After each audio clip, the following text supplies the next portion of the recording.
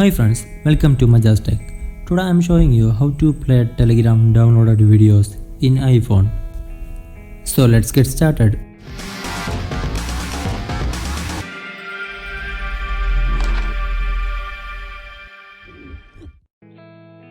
To play Telegram video files, we need to download a third-party video player from App Store.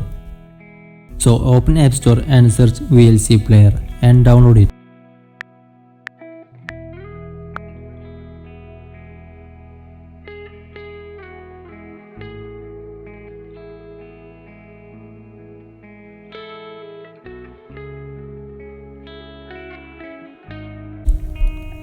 After downloading, go back to Telegram and select the downloaded file and share to VLC player.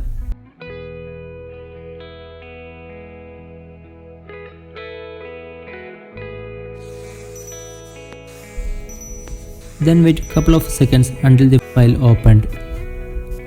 If you like this video, don't forget to subscribe our channel.